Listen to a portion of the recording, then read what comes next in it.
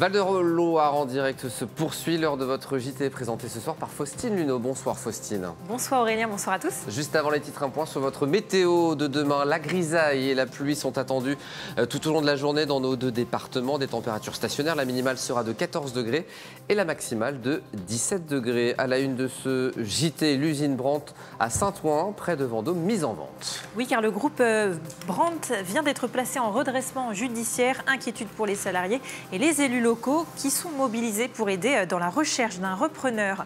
Des panneaux solaires fleurissent à Tours. La ville vient d'en installer sur le Palais des Sports et ne compte pas s'arrêter là. Une stratégie différente de celle opérée dans les campagnes. Notre invitée sera Aude Goblet, vice-présidente déléguée au logement et à l'habitat à Tours Métropole. Nous parlerons de rénovation énergétique des logements car la métropole peut elle aussi proposer un coup de pouce financier en complément de MaPrimeRénov'. Nous prendrons aussi des nouvelles de l'ADA Blois qui réalise pour l'instant un sans faute en championnat. L'équipe se prépare à rencontrer La Rochelle ce soir. Et puis dernier épisode de notre série, la place du village à Bousset. Découverte cette fois-ci de l'attachement du peintre Jean Dufy pour ce village où il a vécu la fin de sa vie et dont il a peint les paysages. Et puis notre séquence On vous répond avec la question du soir. En quoi consiste le dépistage du cancer du sein? On évoquera le sujet avec Fanny Palarès, chargée de prévention dépistage au sein de la Ligue contre le cancer d'Indre-et-Loire. Mais d'abord, Faustine, on parle de cette manifestation qui avait lieu hier soir à Tours en solidarité à Gaza.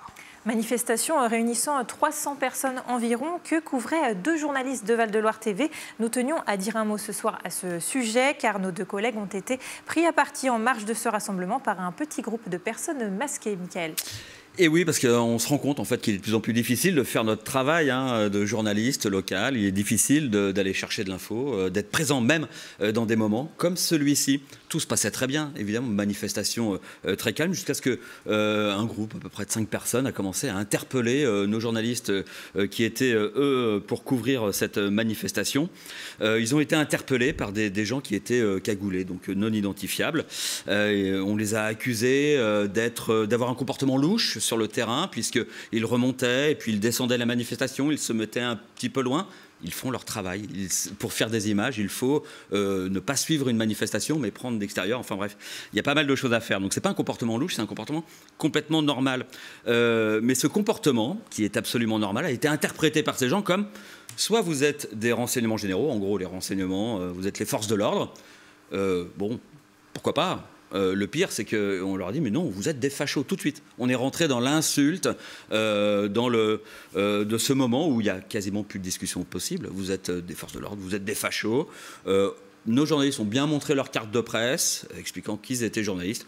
Ils n'ont pas été crus. Pourtant, c'est un document en général plutôt fiable. Et s'en est suivi une discussion qui n'a rien donné. Ils avançaient dans la manif, ils étaient pointés du doigt, facho par là, facho par ici, attention. C'était eux qui étaient pointés du doigt. Donc imaginez la pression qu'ils ont pu ressentir sur place. Pas de discussion possible, malgré les tentatives. Bref, ça relève tout ça d'une tentative de manifeste d'intimidation. L'idée, c'était d'éviter qu'ils puissent faire leur travail. Et ça, c'est tout bonnement inacceptable. Nous, on dénonce fermement ces pratiques. Le droit d'informer, ce qu'il faut le rappeler, c'est un pilier de la démocratie. Nos journalistes doivent pouvoir exercer leur mission librement, sans menace, ni pression. Nous restons engagés à Val-de-Loire TV pour une information locale qui est libre, qui est indépendante, au service de tous, à votre service, derrière la caméra. Donc on tenait à faire cette mise au point, puisque l'intimidation et empêcher de faire le travail des journalistes sur le terrain, c'est tout bonnement intolérable. Merci beaucoup Michael Texier, rédacteur en chef donc à Val-de-Loire TV. L'actualité à présent, Faustine, après l'annonce de la mise en vente de l'usine Bosch à Vendôme, c'est désormais l'usine Brandt qui fait parler d'elle. Oui, car le groupe Brandt et Brandt France ont été placés en redressement judiciaire par le tribunal de Nanterre ce mercredi. L'usine de Saint-Ouen à côté de Vendôme, qui emploie une centaine de personnes, est concernée. Le site serait lui aussi mis en vente. Arnaud Potier et Léa Turquet. Depuis le 1er octobre, le groupe Brandt est placé sous redressement judiciaire par le tribunal de Nanterre. Juste derrière moi, sur le site de Saint-Ouen, le groupe a misé sur l'innovation en fabriquant des tables à induction, à gaz ou encore des petits fours. Un site auquel tient énormément la maire de la commune. Ce qui nous fait peine, c'est que c'est quand même 6 hectares de surface qui risquent de devenir une friche industrielle. Et là, c'est un gros problème vraiment en centre-ville, entrée de Vendôme. La centaine de salariés menacés s'accroche et insuffle un dynamisme en ligne de production. À l'heure actuelle, l'activité est maintenue à 100%. L'intersyndicale composée de la CGT, CFTC, CFE, CGC planche sur de futures solutions. La direction, de son côté, doit s'employer pour trouver un nouveau repreneur. Les élus locaux travaillent en collaboration et devraient d'ailleurs rencontrer la direction la semaine prochaine. C'est forcément une mauvaise nouvelle, des familles impactées, tout un tas d'économies d'échelle qui se trouvent impactées à son tour. C'est vraiment du collectif, bien évidemment. C'est aussi saisir le ministre de l'économie, essayer de trouver des moyens, des leviers pour faire que Brandt se redresse une nouvelle fois de ce redressement judiciaire. Le groupe dispose désormais de 2 mois pour trouver un repreneur. Dans un communiqué qu'elle nous a adressé, elle évoque des pistes sérieuses sans pour le moment avoir d'accord concret. On parle à présent de la ville de Tours qui a décidé de miser sur l'énergie solaire. Initiative du budget participatif, de nouveaux panneaux photovoltaïques viennent d'être inaugurés sur le toit du centre municipal des sports et d'autres seront installés prochainement sur d'autres bâtiments municipaux. À Tours, l'objectif est de multiplier par 200 la production d'électricité en photovoltaïque d'ici 2030. Un entrain pour cette énergie renouvelable qu'on ne retrouve pas dans les campagnes tourangelles. Pourquoi cette différence? Explication d'Arnaud Potier. 160 mètres carrés de panneaux photovoltaïques ont été installés sur le toit du centre municipal des sports. Et ce n'est qu'un début, le double de surface est prévu dans les prochains mois. La ville de Tours continue d'investir dans la production d'énergie solaire. Un projet né du budget participatif, ce sont les citoyens eux-mêmes qui ont voté pour cette installation. Cette toute nouvelle centrale permet déjà de faire baisser la facture énergétique. Le photovoltaïque fonctionne très simplement, le soleil nous produit l'électricité.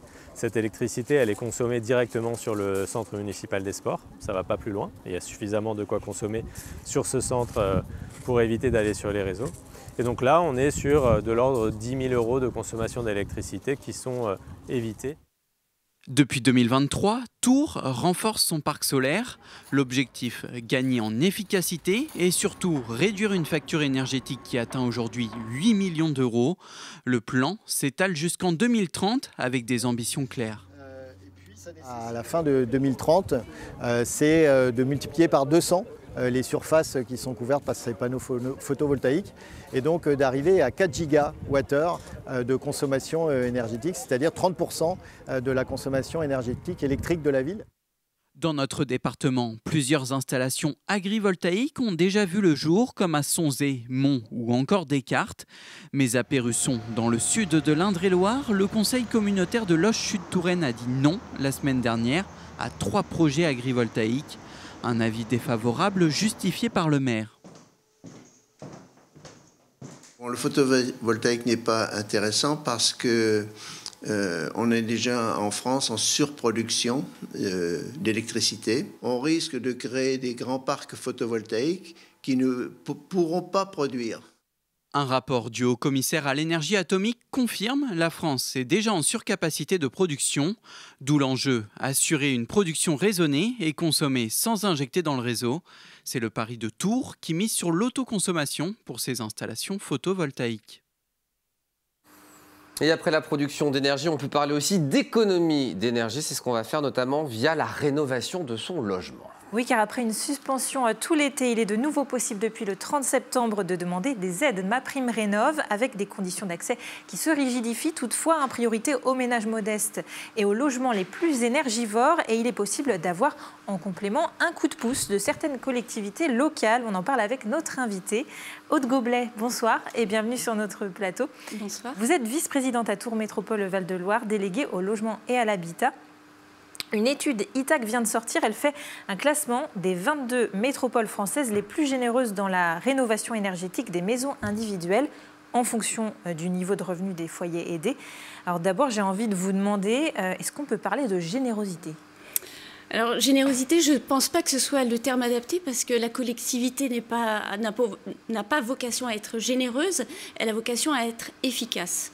Et c'est bien l'objectif qu'on s'est donné à Tours Métropole dans la politique globale, dans notre feuille de route du programme local de l'habitat pour la rénovation énergétique des bâtiments privés. Tours Métropole est plutôt bas quand même dans l'échelle de cette étude pour une raison simple. Vous n'accordez d'aide qu'aux foyers modestes et très modestes.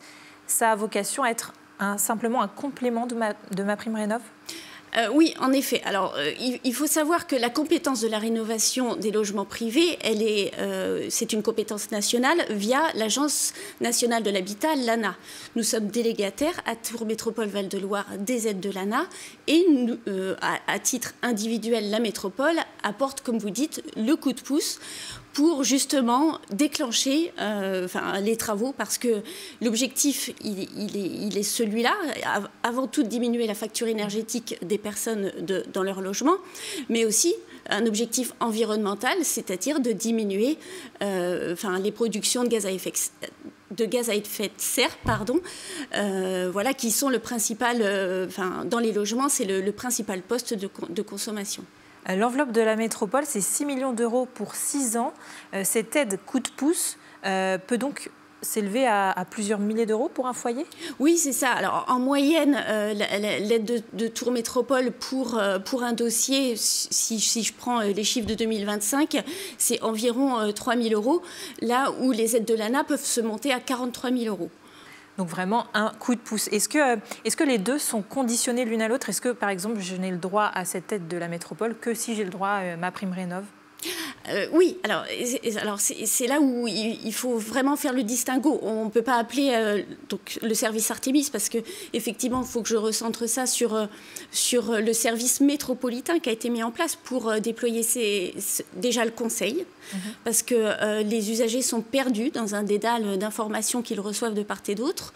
Je parle entre autres des appels qui peuvent aujourd'hui être déstabilisants pour savoir comment s'orienter. Donc aujourd'hui, Artémis est en capacité de répondre à toutes les interrogations. Donc ça, c'est la première étape. Artémis, qui est ce service de 10 agents qui travaillent pour renseigner les foyers qui veulent demander des aides. Exactement. Donc la première étape, effectivement, c'est d'aiguiller, c'est de faire l'état des lieux avec l'usager de ses besoins. La deuxième étape, c'est de l'accompagner. Ça peut aller jusqu'à la réception des travaux, justement dans le conseil, l'analyse des devis, etc. Voilà. Et donc, une fois qu'on a une aide MaPrimeRénov', on peut demander une aide auprès de la métropole. Exactement. Elle peut être complétée. Vous priorisez certains types de travaux plutôt que d'autres? Non, alors ça, c'est vraiment, en fait, selon le profil du logement. Ça peut être, donc, évidemment, un logement, un appartement versus une maison ne va pas être traité pareil. On a aussi la vaste question des copropriétés, qui sont aussi des modèles assez difficiles à accompagner dans la rénovation, parce que de par l'entité, il faut mettre beaucoup de personnes autour de la table pour pouvoir se décider. Mais en fait, tout dépend de l'année de construction du bâtiment, de son obsolescence, de plein d'éléments. Et c'est tout ça qu'il faut déterminer ensemble avec les services. Merci beaucoup Aude Goblet pour ces explications. Et voici en bas de votre écran les coordonnées d'Artémis qui s'affichent. Voilà. Et voilà. Juste la artemis@tours-métropole.fr. Merci beaucoup Aude Goblet d'avoir été notre invité ce soir. Du sport à présent dans ce journal avec en basket l'ADA Blois en préparation pour sa rencontre face à La Rochelle. Une 4e journée de championnat qui sera révélatrice car l'adversaire est de taille, descendant tout juste de Betclic Elite. Mais les Blésois peuvent être confiants puisqu'ils ont fait jusque-là un sans faute. 3 victoires en 3 matchs. Un très bon début de saison même s'il reste encore quelques automatismes à acquérir. Romain Delville. 3 matchs de championnat en 7 jours, un tour de Coupe de France, tous gagnés. Les joueurs de l'ADA Blois passent en mode récupération bien méritée. C'est que jamais la victoire n'a été facile. Les situations ont parfois été très défavorables, en particulier contre Vichy-Clermont mardi soir au Jeu de Paume, où l'ADA a renversé la tendance et s'est imposé de 8 points au final. On a eu 2 matchs à domicile où justement il y a eu une certaine volonté de un certain esprit de refus de la défaite. J'ai trouvé, on était en difficulté, notamment sur le dernier là contre Vichy pendant toute une mi-temps. Et on n'a pas lâché, on a fait les efforts, on a combattu ensemble et on a refusé de perdre. Et on renverse deux situations, celle de Vichy, le premier contre Saint-Chamond, donc c'est un état d'esprit intéressant. Ce qui frappe sur ce début de saison, c'est la force de caractère du collectif. Les rebonds arrachés sous le panier, les remplaçants qui rentrent et font la différence. Techniquement et tactiquement, les systèmes se consolident, mais l'envie est là. Je pense que c'est quelque chose qui va nous servir pour la suite, oui. Donc là, on est sur un bon début de saison en termes de résultats dans ce qu'on veut. Dans le contenu, on travaille encore, on doit encore progresser sur pas mal de choses, mais on montre des choses intéressantes, donc c'est plutôt encourageant. Le marathon du début de saison n'en est pas terminé. La séquence continue des matchs à répétition. Après La Rochelle ce soir en Élite 2, retour à la Coupe de France mardi avec un déplacement à Pays de Fougères. Puis vendredi, un nouveau match à l'extérieur en championnat, à l'autre bout de la France, sur le parquet de Hier-Toulon. Et du côté du tennis de table, le Palais des Sports de Tours accueille depuis aujourd'hui une compétition européenne. Il s'agit du Top 10 européen jeune qui regroupe, comme son nom l'indique, les meilleurs pongistes dans les catégories U15 et U19 en Europe. 3 jours de compétition à niveau international. C'est la 5e fois que l'association 4S Tours organise ce tournoi en collaboration avec la Ligue Centre-Val de Loire de tennis de table. On écoute une joueuse et le coordinateur de la compétition. C'est une compétition très dure, très dense, car ils sont 10, ils se rencontrent tous. 3 jours, 3 parties par jour. Chaque match est important, le moindre faux pas se paye très cher en fin de tournoi. C'est du bon niveau européen, jeune, U15, U19. Ça commence à être des joueurs qui sont confirmés et qui jouent dans les équipes professionnels à l'étranger ou en France. Oui, c'est une compétition un peu importante, c'est une bonne compétition parce que ça permet de se situer un peu où on est parmi les meilleurs. Et comment ça marche pour vous aujourd'hui? Pour l'instant, j'ai fait qu'un match. Le premier match s'est bien passé et après j'ai joué la 1 et la 2 cet après-midi. Allez, place à notre rubrique On vous répond à présent avec notre invitée Fanny Palarès, chargée de prévention dépistage au sein de la Ligue contre le cancer d'Indre-et-Loire. Pour répondre à cette question, en quoi consiste le dépistage du cancer du sein? Bienvenue Fanny sur notre plateau. Alors selon Santé publique France, chaque année en France, le cancer du sein touche près de 60 000 femmes et reste la première cause de décès par cancer chez la femme. Pourtant, grâce au dépistage organisé, 60% des cancers du sein sont détectés à un stade précoce, offrant ainsi 9 chances sur 10 de guérison. Alors, malgré ces enjeux vitaux, on le voit à travers ce chiffre, 48% des femmes concernées ont participé au dépistage organisé en 2023, un taux encore loin de l'objectif européen de 70%. Comment on peut expliquer ce chiffre encore très faible, Fanny? Alors je pense que c'est vraiment une réticence des femmes de participer à ce dépistage, puisqu'on ne peut pas dire que c'est une méconnaissance. Les femmes sont globalement au courant des modalités, de comment se passe le dépistage du cancer du sein, mais on voit qu'il y a encore largement évoqué des raisons de peur du résultat ou de peur de l'examen lui-même. Octobre Rose s'ouvre, mois de mobilisation contre le cancer du sein, de prévention, de dépistage. Là, on appelle aujourd'hui les femmes à faire absolument ce dépistage. On l'a vu à travers les chiffres. C'est le message essentiel. Clair. C'est le message clair d'Octobre Rose. Faites-vous dépister, parlez-en aux femmes autour de vous. À partir de 50 ans, quand vous recevez le courrier, voilà. N'hésitez pas, faites-le. Les réticences, justement, comment y faire face, justement, expliquer justement la démarche de ce dépistage qui est relativement simple, qui n'est pas douloureux. Oui, alors c'est ça l'objectif, nous, c'est d'échanger avec les femmes, de les rassurer sur le déroulement de ce dépistage et de pouvoir les inciter à le faire et de rappeler les chiffres que vous avez rappelés pour rassurer aussi. Alors c'est quoi les étapes justement de ce dépistage? Alors vous recevez quand vous avez 50 ans un courrier qui est envoyé par l'assurance maladie. Au dos de ce courrier, on vous invite à participer à une mammographie avec toutes les adresses des lieux où on peut prendre rendez-vous. Vous prenez votre rendez-vous, vous allez à votre rendez-vous avec la petite invitation. Le radiologue vous fait la mammographie.